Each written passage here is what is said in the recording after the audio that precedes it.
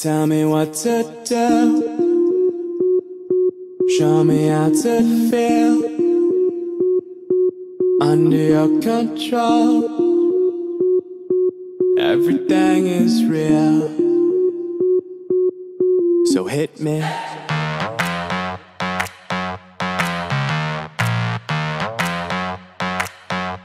So hit me.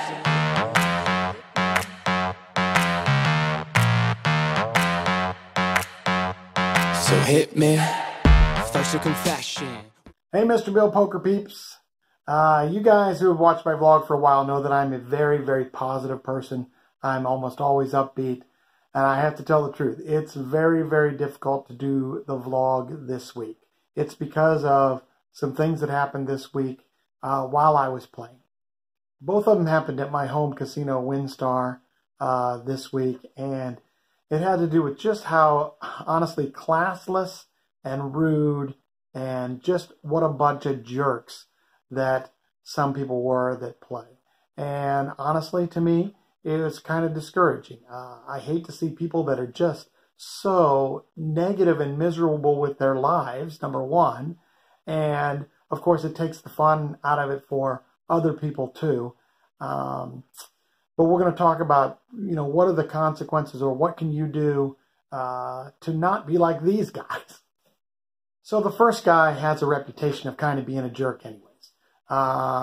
He's kind of very sullen, sulky. He never seems to be in a very good mood. Well, he had not been doing very well or not been getting good hands, and he got beat on the river.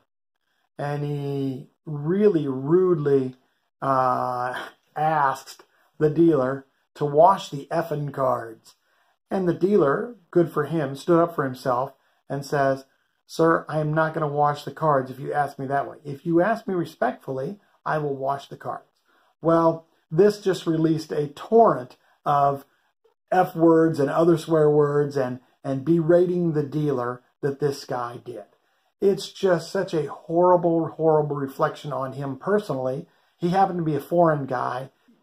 Maybe they think all of the guys are like that, which of course they're not, but this guy's just being a horrible reflection of his home country. He's a horrible reflection on poker players in general. If there was people that were there who hadn't played before and they think people are like that, just a horrible reflection. Anyhow, they call the floor over, and I appreciate what the floor did. And the floor told the guy, "Look, if you swear at my dealer again, you're out of the casino." Well, thank goodness for that, because nobody should have to deal with being berated like that.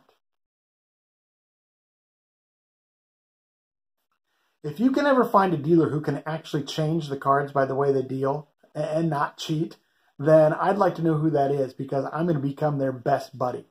So, hey, any of you dealers that can do that, because we know that you guys control who wins and loses, let me know. I'll make it worth your while. So the second thing happened at the second table I was at WinStar on Friday night, and that is, so a new guy joins the table, probably late 20s or whatever, and it's obvious that he wants to become the table captain. He starts raising, he starts playing aggressive, and there's absolutely nothing wrong with that. It makes it uncomfortable to play, but of course, that's a great style. If you can play that and you can make other players uncomfortable, there's absolutely nothing wrong with that. But the guy to his right, who was an older guy, got tired of him raising. He got tired of him bullying. Guy B says, "The next time you raise me, I'm shoving all in." And of course, that just starts the verbal sparring. But what a dumb thing to say anyways. If you want to do that, do it. But don't tell the guy, because now he's ready for you. Anyhow, so now they start jawing at each other. And they simply will not stop. It lasts 5 minutes. The dealer, who is about the nicest guy in the world with the table, and he's asking them personally, "Guys, will you just leave it alone?" And they would leave it alone for about 10 seconds, and then somebody would say something snarky, and the other guy would then get in it, and then it would last again for minutes at a time. It was just horrible. Honestly, they needed pacifiers, both of them, because they were both being just baby. So eventually, you knew it was going to happen. Guy B, the guy to the right of the table captain, he tilts. And the guy loses his whole stack. It was just inevitable that he was going to lose his whole stack because he was absolutely tilting because of the way that he was reacting toward the table captain. But, of course, then when he got stacked off, they're jawing at each other again and this and that and the other. It wasn't very pleasant at all. I'm about to teach you a lesson. I recommend you pay attention. This is my kingdom. It's Wednesday night, Grapevine, Texas. It's about 8:30. We play at the little bar right behind me here. So why am I outside doing this? No good. Mr. Bill. Pocket aces. Aces cracked third level by 6-4 offsuit on a 6-6-4 flop. Ouch. So sometimes poker, no good, no fun. And not a good night for the old tournament tonight. But we'll get him in the cash game probably in about an hour because I was the third one out tonight. So we got to wait a little bit till people start playing again. Wednesday night tournament, no good. So we got some cash game hands, Wednesday night poker league. So I'm in middle position with pocket tens. I have $350. There's a small raise in front of me for 7. I make it 20. The button calls and the original raiser calls. The flop, 63 in the pot, comes 10 of spades, 4 of spades, 4 of hearts. Bingo. Top boat for me. Wow. It's check to me. I bet 30.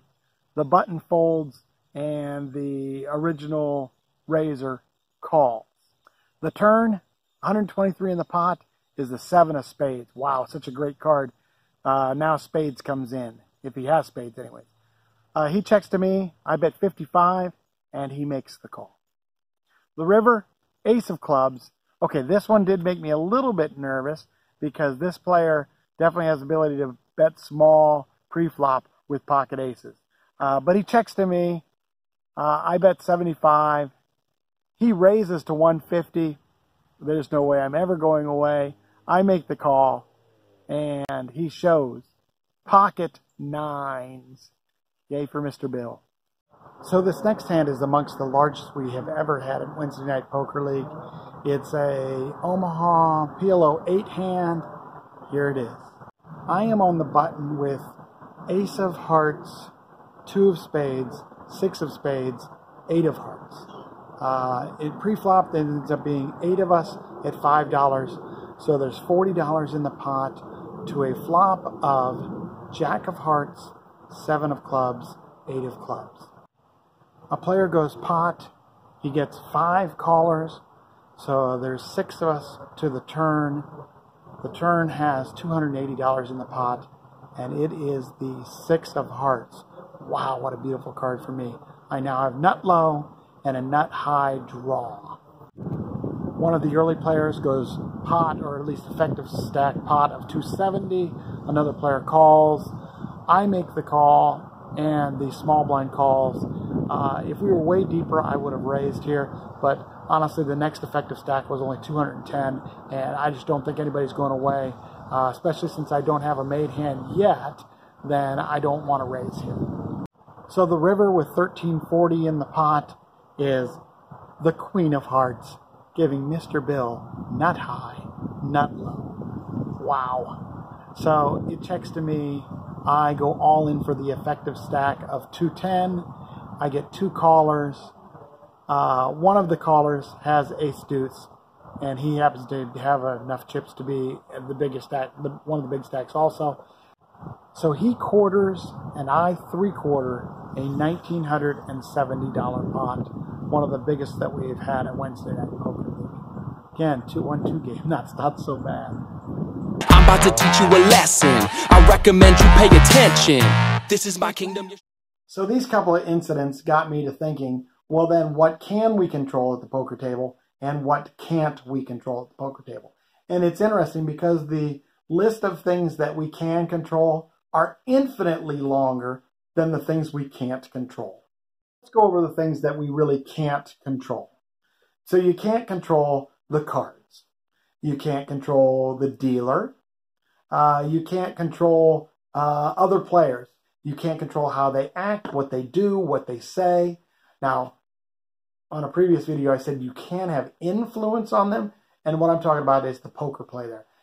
If you 3-bet, can you influence somebody to fold, that kind of stuff. But you have absolutely no control on how that player reacts, what he says, what his emotions are. You can't control rulings of the floor. You can't control those things. Other than that, you just about can control everything else. So from a poker sense, these are things that you can control. You can control, for the most part, the table you play at. As long as you're playing at a casino that has multiple games, you can ask for a table change if you don't like it. You can control what game you play. You can control what stakes you play. Biggest thing is you control your own decisions. You can decide to play like a maniac. You can decide to play like a nit. You can be somewhere in between. But the bottom line is you control how you play. You control your decisions. And so these are the things that we can control. We can control our attitude. We can come in with a positive attitude. We can decide we're not going to berate other players, swear at other players. We can control our own actions. We can control our own reactions. We can control the words that we say. That is absolutely gigantic. And that's both as a winner or a loser. Berating other players when you win is not very smart. Berating other players when you lose is not very smart. Blaming the dealer. You can control your emotions. And now this is tough. Everybody's lost it at some point. But to what extent, right? The bottom line is you can control you. You can control you. Make yourself a good representative of yourself. Make yourself a good representative of your family, of your nationality, of your religion, whatever it is. Make yourself a good representation. You control you. Hello! For tickets to the Dodger Series, hello, everybody. Ticket hey, office, hello! or call 929. And now we direct your attention to the main video boards as Globe Live presents tonight. Everybody dance! Everybody do a dance! People do a dance!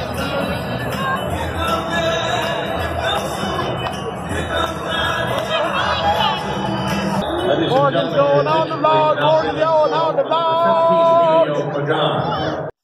On Friday night, I went to WinStar, played in the 2-5 game, and I played very, very poorly to begin with. I just wasn't feeling very good. I kept calling down with second pair or top pair, not believing people, and I was just wrong every time. I also played some dominated hands, which I don't normally do, so I just started off very, very poorly. And then we were playing at a table which was a little bit confrontational. Because of all that, I didn't feel comfortable playing at that table. I go there to have fun. Obviously, I want to make money and stuff like that. And I am there, I'm serious and all that kind of stuff. But you can be serious and be seriously fun too, right? So tables like that with guys that are just confrontational, being jerks, no fun. I had $500. I was in the cutoff. I had Queen 10. I made it 20. The button called and the big blind called. The flop was, with 60 in the pot, was Queen 6-3. It checked. I made it 30. There's a fold and then a call. So with 120 of the pot, next card is a 4. The big blind checks, and I check behind. The river, 120 in the pot, is another 6. He leads out for 100. I know this guy has me beat. I know he does. I've played with him before, but for some reason I was stubborn. What do I beat here? I beat a Queen 9. I beat a Queen 8, but I don't beat Queen Jack. I don't beat Queen King. I don't beat Queen Ace. I don't beat a 6. Very, very poor call, which I did. And he had pocket 3s for a full house. But that's my own fault. That's just a really poor play when you know the player. Okay, the rest of these hands happened at the new table, and I probably should have done another table change because this table was really tough.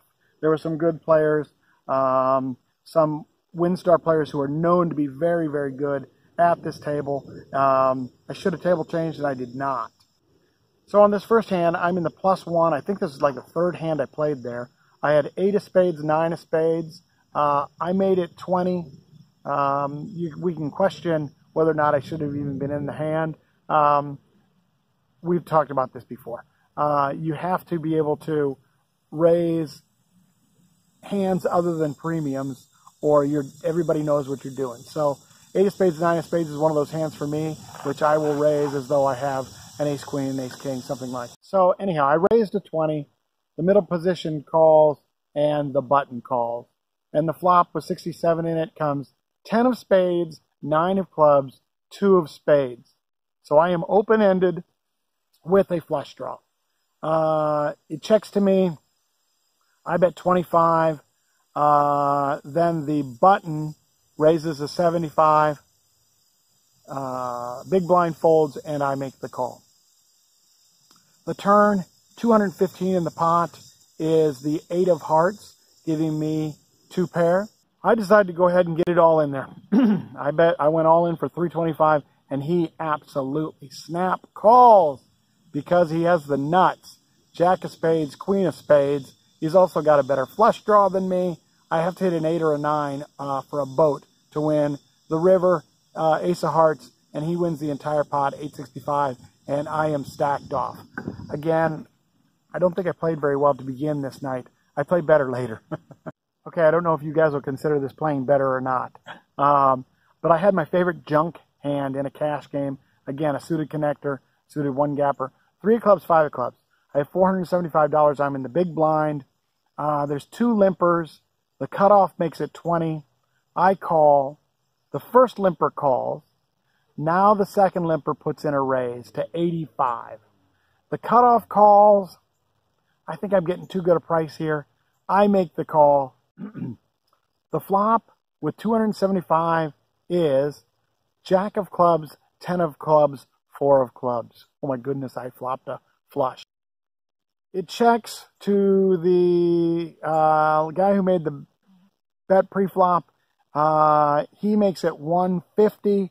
Next guy folds. I shove all in for 380. Then the fold, and then the original raiser makes the call. And the board, with 955 in the pot, runs out 8 of hearts, 5 of spades. My flush is good. I think he showed a overpair.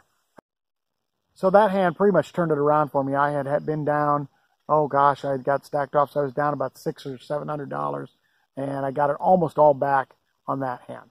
All right, so at this game, as I said, there are some really, really good players. I happen to be sitting to the left of Isaac Dew, who is a well-known WinStar regular, a very, very good player. People don't like to play against him. He's pretty tough. Anyhow, I'm sitting to Isaac's left, and I have pocket kings on the button. I have $1,100 in my stack. Isaac's to my right, and he has $3,500, something like that. Anyhow, there's 2 limpers. Isaac makes it 25.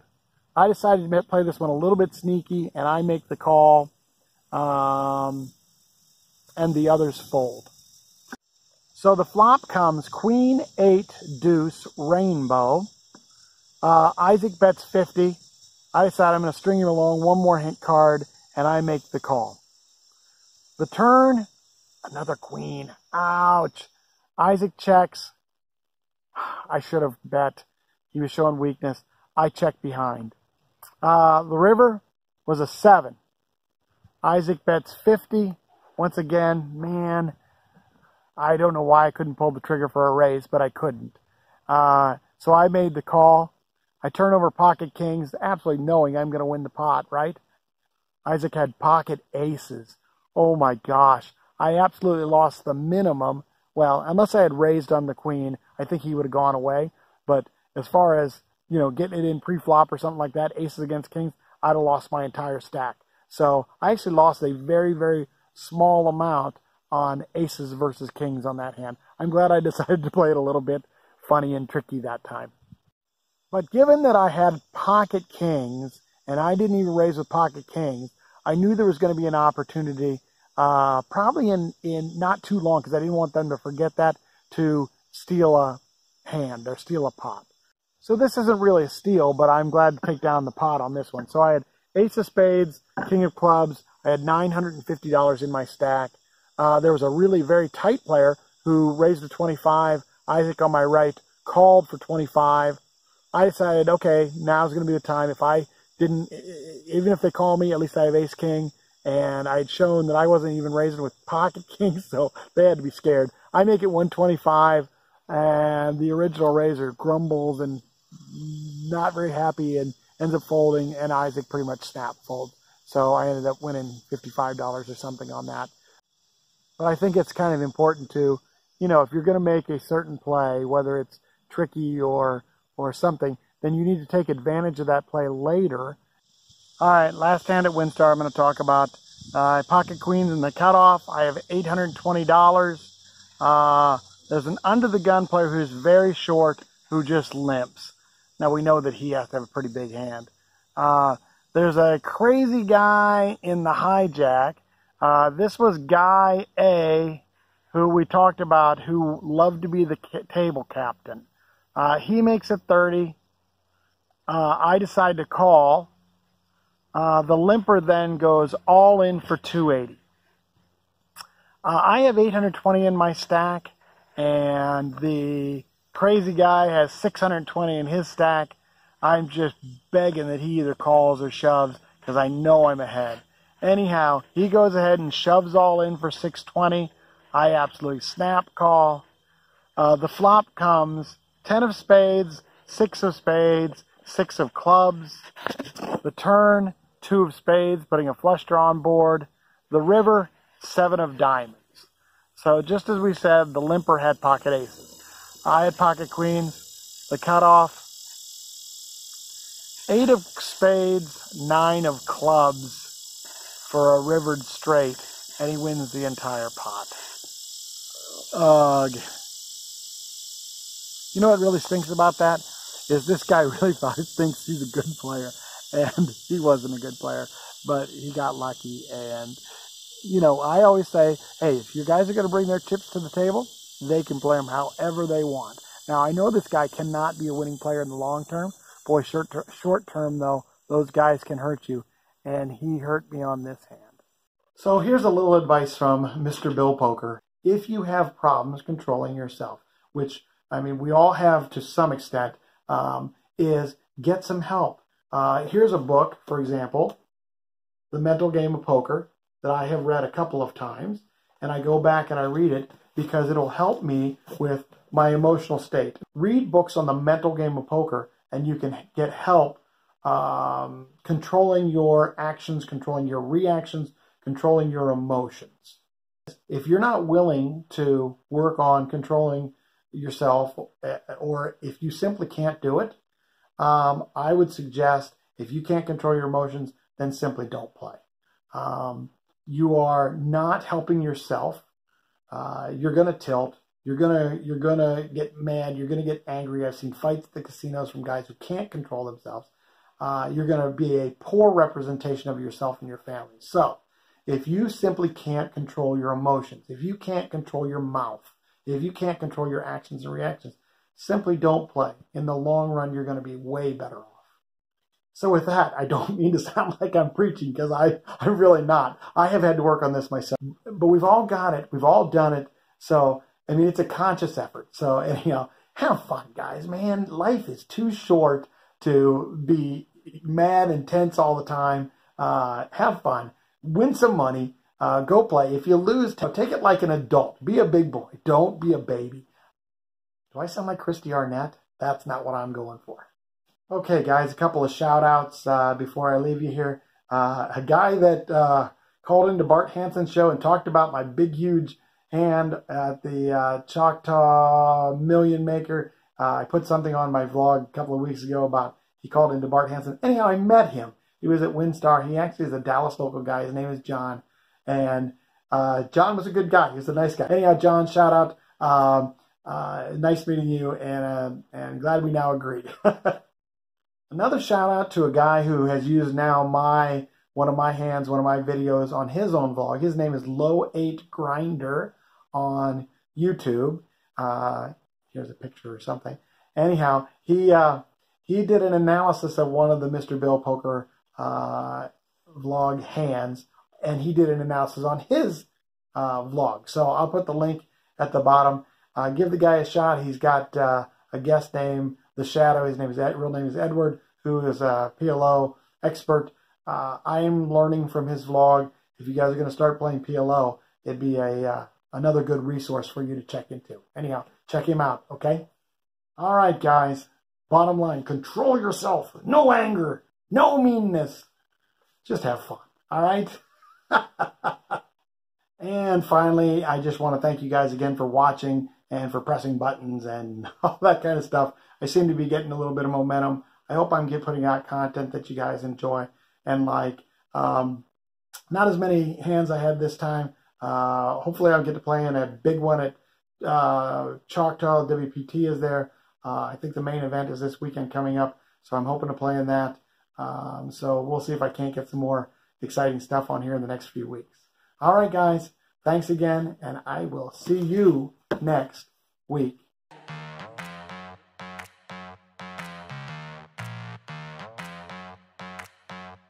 So hit me.